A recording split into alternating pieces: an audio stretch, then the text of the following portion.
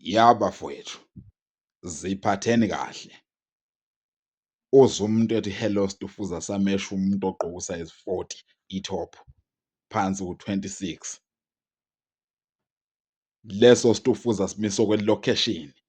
Ziphatheni kahle bafowethu. Nansi into omele isebenze le ayisebenze lento le all the time. Please. Imfihlo leyo. Akusona isitofuza. Msana usithukela itofuza. Imfihlo. I-hard worker. Isambulo. Into oyivula uwedwa uhamba nayo ebusuku. Please.